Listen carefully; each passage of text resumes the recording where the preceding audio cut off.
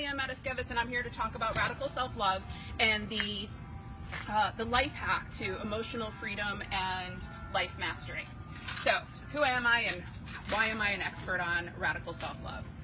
So, my background is in energy medicine, and what that means is understanding the mind, the body, and the spirit connection. And so if we start to pay real close attention, our body and our emotions will give us signs and signals of what's going on a deeper level. And we can make adjustments through not only emotional work and the way that we think about things, but also on an energetic level. I'm also a Reiki master and a holistic health counselor and an emotional freedom technique practitioner, so EFT or tapping. And so what brought me here was actually a life experience, a big life experience that changed. I was in a 11-year relationship, and I had worked my entire life to build up what I thought was important: relationship, house, career. And when I had all of those things, I still didn't feel complete or full. I felt like there was so much more that was meant to be happening. And then when that relationship ended, I felt like everything fell apart. And so I went on my own journey, and that's what led me to spirituality and understanding life and how it's all connected. So when I'm working with my clients, I look at it from a holistic point of view. So if somebody's coming to me for weight loss, I'm not going to just focus on weight loss. For example, my journey, at one point in my life, I was 100 pounds heavier than I am right now. And I did every single diet that was out there. And in my 20s, I was taking pills and I was exercising like crazy. But it was the inner things that weren't in alignment with what was going on. And my body was a physical manifestation of the disconnect and the discord inside. So when I'm working with my clients, if they want to lose weight, if they want to create a relationship, if they want to make more money or determine, find out what's within themselves that they want to express out in the world, I'm not just looking at that one single thing. I'm not looking at what are you eating. I'm looking at like what's going on in your life. So, and I kind of explain it like a circle. So let's say this is a well-rounded circle. And in the center here is radical self-love. And then each of these spokes comes out. And so some of the things with radical self-love, we'll talk about boundaries. We'll talk about self-care. I hope, you'll get the idea with my writing. We'll talk about, what else are we going to talk about? Hold on.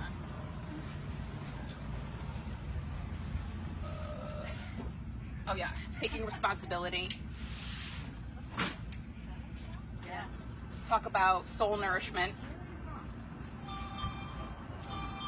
And essentially, the point of the whole wheel is that, so if you think about this as your life, and sometimes, or even like a bicycle, and if we hit a bump,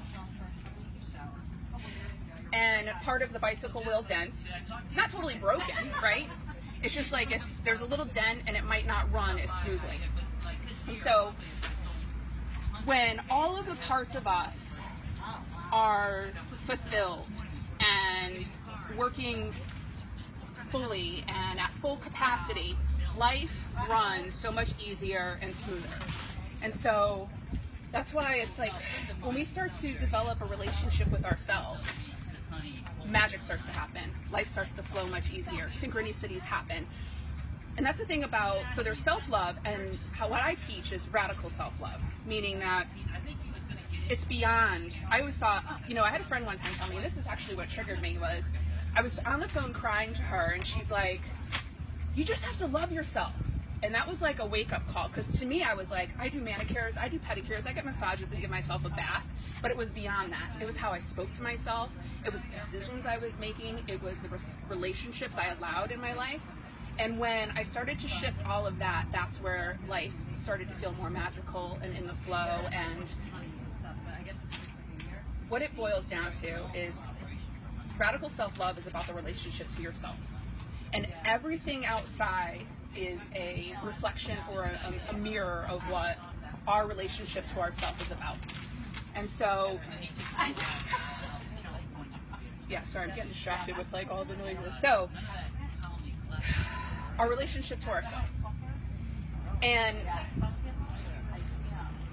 like we all, like when I thought about it, it's like, this starts with, well, first of all, when we're born with our parents' DNA, the genetics of their grandparents.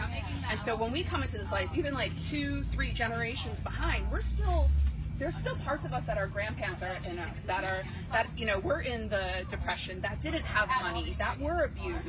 And so we're coming in, and all of that is still within ourselves on some level. And so I really feel like the state of the world today can absolutely change if we all start paying more attention to ourselves and loving ourselves, and because that's just going to be a reflection. So the other visual I have, and this is when I'm doing my work, I work on an energetic level. I am an intuitive, and I can see beliefs, patterns, programs that are running inside of somebody. Because they can come to me, and like I said, they could say, well, I want to attract this relationship, and I'm on dating sites, and I'm doing all these things, I'm going out to social events and everything. But if the inside isn't operating, if this circle isn't, running at its best operation, what you attract is going to be a reflection of that. And so when I think about energy and a person, all right, so, right? You think about emotions. Emotions have an energetic signature to them. So if we're loving ourselves and we're taking care of ourselves, our energy is going to be much higher and we're going to be much fuller. But if we're putting others first, if we're in jobs that we don't love, if we're in relationships that aren't fulfilling or they're not honoring to us, our energy is going to be down at this level. And so radical self-love is all about raising your vibration level within, okay? And the same thing is like another analogy I use is like a radio station. It's a frequency. So we are a frequency. So, Colleen's got to plug in her juicer and plug in the refrigerator, and that's how the things work. We are electricity too. Like we have, like somehow my heart works. Somehow, my lungs work. I don't have to think about blinking or moving my arms. Like it all just automatically happens. So we are an energetic signature. So what happens is we go out into the world, and it's like a magnet. So the very similar vibrations to us are going to match like who we are. So that's why it's like, in school, I don't know, no, let me not talk about that right now. So it's like we go out in life, and we're almost taught by society and our parents and the people around us that the jobs matter, the house that we live in matters, like the kind of car we drive matters, and that is everything outside of us. And what happened when I had that big life change, everything like left. Everything that I thought was important, the relationship and the house was gone. So who am I? Right? And so that's why we can continue to bring back to us on the inside what we start attracting on our frequency level is going to match, and we're just going to have a better life experience, right? So what I want to share today is like some ways that we unconsciously have.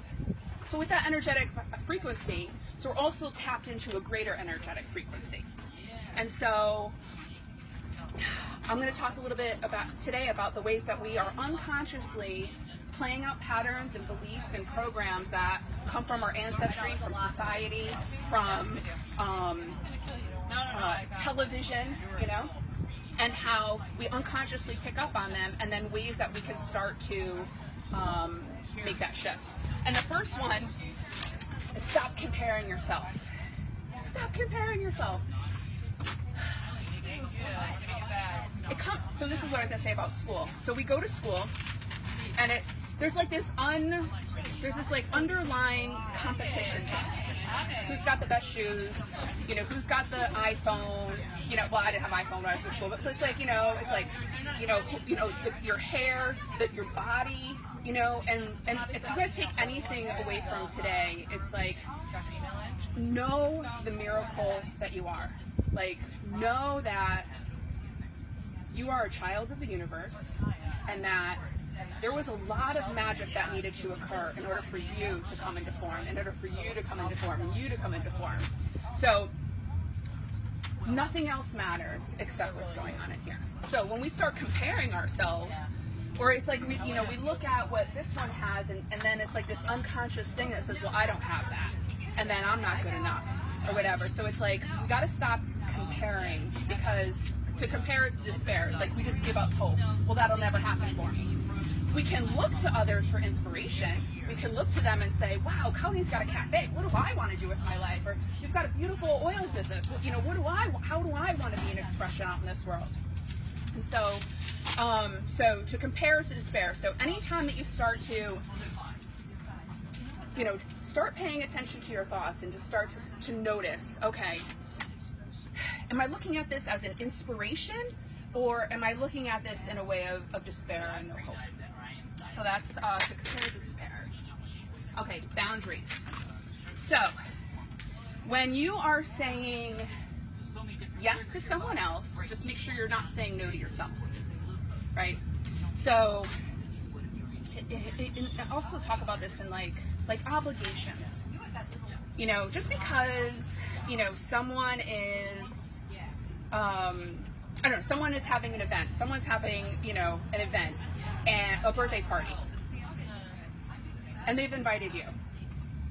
You are under no obligation to go. You know, they can try to guilt you, or they can try to, you know, make you feel under pressure to go to this party, but you are under no obligation. And this comes to like taking care of yourself. And I've been in situations where I've just been way too exhausted. And if I was going to show up at a party exhausted, I am of no value to anyone. So, and what happens is, like, as we start to give ourselves permission to take care of ourselves, we start to give permission to other people to start taking care of themselves. So, setting boundaries. So question your have-tos and your shoulds. Just, there's no shoulds. How often are you putting other people's needs before your own? What is an example? I mean, I guess a party's a good example, or, no examples come into mind. But anytime, it's always about, like, checking in with myself. And like I started this talk, was like, our body is always going to give us a signal of what's going on.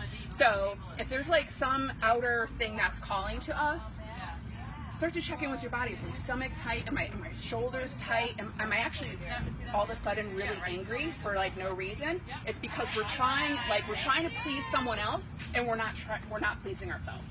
So those are good signals. So always pay attention to your body, because it is going to tell you what's up. Maybe we can put this over here. Okay, and then the other thing with this. So we start loving ourselves. The people that don't love us start falling away. And it could be really hard, because we'll want to hang on to it, you know, because there's a part of us that's, like, connected in that way. And what happens is, like, when we start to release these toxic relationships, these relationships that are demanding of us and not honoring of us, we actually make space for people and relationships to come into our lives that are honoring and nurturing to us. So don't be afraid if you start to love yourself if things shift, because something better is gonna fill its place, always. Because it's a match to you, because you're loving you, so someone is going to match that too. I tell that with my clients that are looking for love. It's like, when you love yourself, you're going to find a match to that level of love for yourself. Before I started this whole journey, my self-love was way down here, and my relationships reflected it. So, yeah, so as I started loving myself, my romantic relationships and my friendships changed. So how do you counteract that? Just make sure you're making yourself a priority. You know, just not obligating yourself to anything that doesn't align. Okay, this is a quick one. Stop making yourself wrong. Just stop. Don't make yourself wrong for anything. Any decisions you make, any beliefs that you have, any choices that you've made. We can always we can make a decision and we can shift it. So no, don't make yourself wrong, ever. Even if you decided, oh well, I would have done something differently. Don't make yourself wrong. Okay, and don't believe everything that you say to yourself. So I was actually, it's funny because we have this inner critic, and it comes from the TV, and it comes from society, and it comes from those things that we were raised to believe about ourselves, is if I don't have this thing, then I'm not good enough. And what happens is that when we're not, when we don't know what to do with those things, those feelings of not feeling worthy or not good enough, we end up either burying them or splitting part of our personality off, because the pain of what that feeling of and not feeling worthy or good enough, it's just too much for us to handle. And so radical self-love is about claiming all those parts of ourselves, loving those parts that we don't feel aren't good enough, because we're a miracle. Like, we are totally worthy of being here in this world. So I was actually preparing to do a group program, and I work internationally over the computer, Skype, and on the phone, and I was trying to think about how perhaps some clients from Dubai might connect. And I was thinking, is it a phone, is it a computer? I'm like, do they have to, I don't know, we have 7, 8, 10 digits that we dial here in the States, right? And then I'm like, well, do they have to add different codes? Like, what's going to be easiest? And then the next thing that comes into my head, you are so ignorant. What? About a phone? And I was just like, where did that come from? I just need to learn what needs to happen. So I laugh at myself. But also it's like, there's some, there's different ways that we can look at this. And there was sometimes for me when I looked at that for myself, so when that voice comes up, look at it, pay attention to it. What is it really saying to me? And what that was saying to me at that point was, I'm afraid of bringing myself out in the world in a bigger way. So it's like, when you pause, listen to the voice, what does it have to say? But don't pay attention to it, don't buy into it. Because these voices can keep us still. So anytime that we're trying to, go out into the world in a bigger way, these voices and these insecurities, you're welcome, thanks for staying, thank you. These voices and these insecurities will pop up and tell us to back away and slow down, and it's dangerous, don't put yourself out in the world. So pay attention to the voices, but don't believe everything that you say. Okay. Good self-care. I mean, this is we all know we should be doing these things. We all know we should be getting good rest and eating well and sleeping well.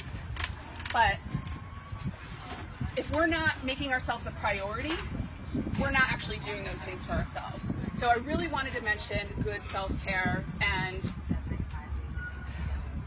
just talk about how, what we actually put into our body has a direct impact on our health and our well-being and the thoughts that we have. So for me, I remember this period in time where I was going through a real challenging time. It just felt like I had no control of my thoughts. It was just like this perpetual cycle of difficult challenges and a lot of emotions coming up. And when I started to pay attention more to what I was eating, I noticed I was eating a lot of wheat. And for me, wheat does something to my brain that it's like I almost have no control of it. So it's like, as much as I would meditate or try to think happy thoughts, what was going on inside was greater because of what I was putting in my body. So the way I think about it is you go to the gas station, you're not going to put oil in your gas tank, right? I mean, or water. We want to be putting the things in that are helping us operate most efficiently. So eating right. Okay, reduce the stress, the fight and flight. So we got to relax more. We are in a society where, again, our value is based on what we're producing, what we're doing, what we're being out in the world. And the truth is that we need to relax more. Because what happens is that when we're like trying to get to work and we're trying to do this and we're trying to make other people happy and we're trying to do all these outside things, our body goes into a fight, flight, stress mode. And we are creators of our experience. And maybe some of you have heard about manifestation and law of attraction. And when our body is in fight or flight, the senses are saying there's a bear, there's a tiger, and you're probably just working at a really stressful job or trying to manage challenging relationships. And so it's really hard to create a life that you love or manifest when your nervous system is trying to make sure that you're going to be okay. So relax more. Chill out. Breathe. Deep breathing. Any of this stuff is very simple to do, because sometimes when people say, I don't have time for that, how can you not have time to take care of yourself, right? And it's and just understanding the direct impact of what that has is that your life is going to be more challenging. You're not going to be able to manifest. You're not going to attract what into your life, because if been following what I'm saying, we're going to attract what's in a similar vibration of what's going on. So the more we relax, the more ease happens, the more flow. People come into your lives that are just supportive of you. Okay, create a ritual for the go-to days when things get really, really crazy. Thank you. When things get really, really crazy, have in the back of your mind, okay, 3 minutes of breathing. That's it. If that's the only thing I can do today, I'm going to breathe. Even when you're driving in the car and you're stopping at stoplights, take 3 nice deep breaths in and out.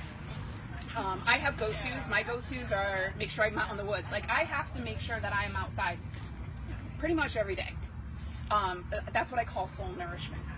And even more, it's I'll have to get into the woods, because to me that's something. For others it could be yoga, some could be coloring, some could be a bath. What is your go-to? Find out what your go-to is. That's going to reset your whole system. And move your body. Okay, so we are energetic beings, right? And I talked about having energy inside. And when we're processing emotions, when we're releasing the things that no longer serve us, when we're we have emotions and feelings inside of us that need to move, we can process them on an emotional level. We'll cry, we'll have our feelings, but I find for myself is that moving my body actually gives more expression to what's going on the inside. So we're sitting still too much. That also creates stagnant energy. So if we're energetic beings and we want to be in the flow, we also have to flow. And the last thing that I'll finish up with is, this is so powerful. Taking 100% responsibility for yourself and everything that you experience. So if I get in an argument with, a friend or something, it is so much easier to blame. It's her fault. She said this, right? She should know better. But it's what I'm doing is I'm handing over to her my emotions. I'm handing to her, I'm giving her full responsibility of how I'm going to act or respond. So if your partner ticks you off, or your boss is not honoring you in certain ways, then you got to take a look. How am I not honoring myself? How am I treating myself? And this argument that I've had with my friend, what is my responsibility here? How have I contributed to it? What beliefs inside of myself have I created or believed that has caused this situation? So there's something else that wants to come through. Hold on. And coconut oil will separate. Yes, right. Depends on the temperature. It'll probably come back to me when I'm still talking. So when we take 100% responsibility, it's we are pulling all of our energy back from all of the places that we put it out to. So taking 100% responsibility for your feelings, for your emotions, for the interactions that you have in the world. And that is so empowering, because you're not handing over to someone else what's wrong in your life. You can actually pull it all back And then we go back to that full circle, and we have the opportunity to have our lives running more smoothly. So, make sure. Yeah. Okay. So essentially that's it. Radical self-love is about regaining all of the parts of ourselves. All of the, there's one thing that I didn't mention, is about, so I talked a little bit earlier about the parts of us that got fractured off. That also goes with emotions, so the emotions that we can't, that we split off. When we start to take responsibility for the emotions that we have, so, sometimes we'll get angry and we're thinking, oh, I shouldn't be angry, and then we try to push it off. I shouldn't be angry, I'm a spiritual person, or, I shouldn't be angry, I'm a mom, or whatever. We just have to love that angry part of ourselves. Because essentially what we're doing is we're trying to push it away, no, that doesn't matter. And that's the other part we want to scoop in, is love the parts of us, love our emotions, love the part of us that's angry, love the part of us that's sad, love the part of us that's overwhelmed, so that we can have all of that, all of ourselves back, and be more empowered to create a life that we are actually meant here to live. We are meant to be happy. We are meant to be fulfilled. We are meant to be in the flow. We are meant to be in community and connection with people that, support and love one another. So I think that's all I have to say. So if you take anything from today, realize that you're a miracle. Realize that you're responsible and a creative being in your life, and that nothing outside of you matters. Nothing material matters, because all of that can go away and we'll only have ourselves. So anytime that you find yourself splintering off or looking out, bring yourself back in, and how can I love myself? What is calling out for love? And love that. Great.